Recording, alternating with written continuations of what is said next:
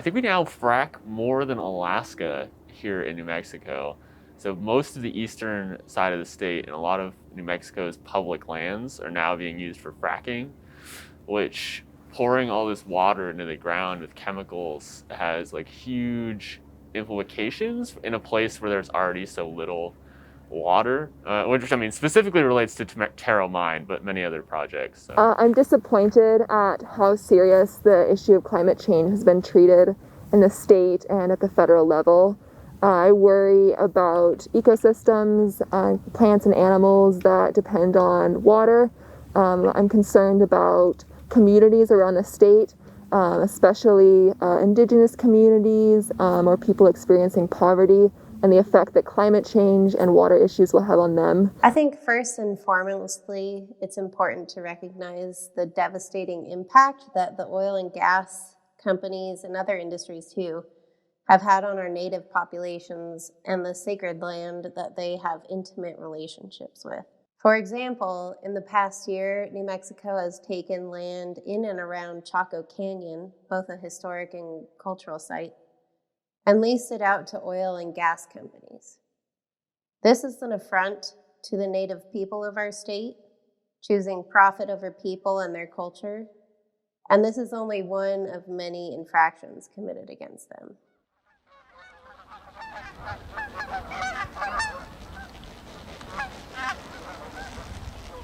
So fracking is a relatively new way of extracting oil and natural gas, where you essentially pump a ton of water and chemicals into a hole in the ground to just dissolve a bunch of rock, and then you can suck it out.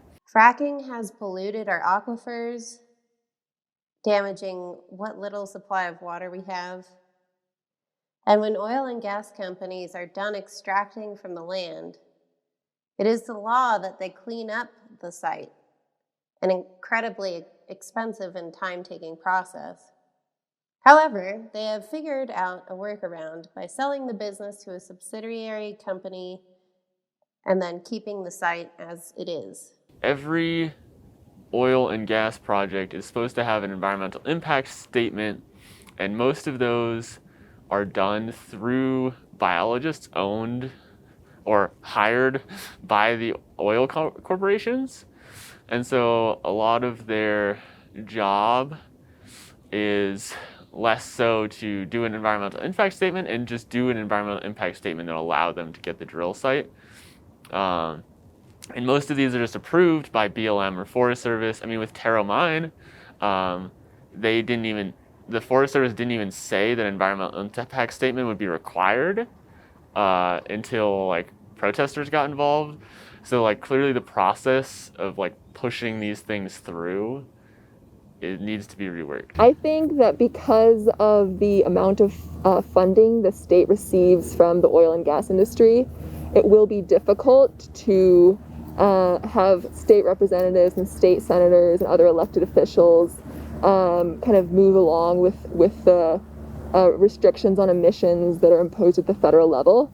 But I'm hoping that with enough public support for those restrictions on emissions, that elected officials will listen to their constituents and continue with that work in the state as well.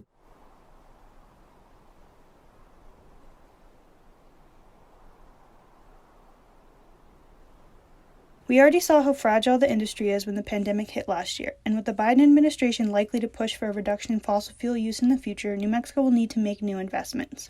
However, according to former UNM employee Steffi Weisberg, this pause in oil and gas will help reduce methane emissions and produce water spills, provided that the companies are responsible enough to monitor their leaks, unlit flares, and vents.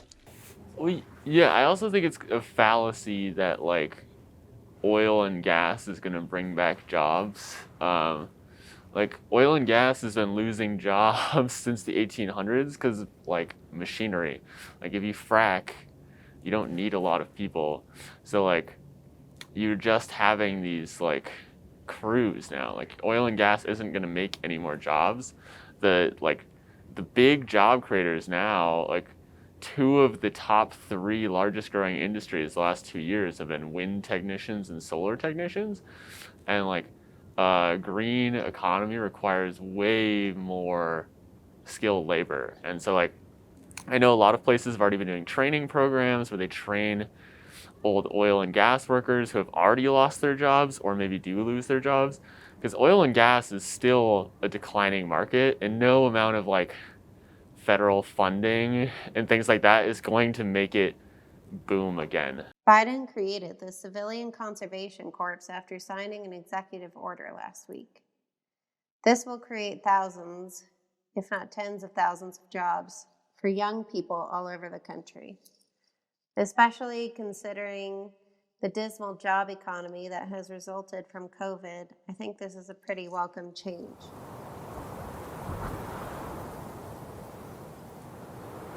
Yeah, I would definitely say speak up, show up. If you depending on your views on an issue, make sure those around you are educated on the issue as well. Talk to your friends, talk to your family. There are, a lot of organized events over Zoom still. Environmental organizations around the state are still active, just not at that in-person level. But there are still many ways to get involved in the issues, just from educating yourself, educating your community members and people you interact with. As a flagship research university and a prominent institution in the state of New Mexico, UNM must make it clear that they will not stand for the continued abuse of our lands and burning of fossil fuels. UNM must declare a climate emergency, divest from fossil fuels, and reinvest in sustainable projects that will benefit the community, not continue to harm it. UNM could become a beacon for sustainability and even help guide the state of New Mexico into a future free of fossil fuels.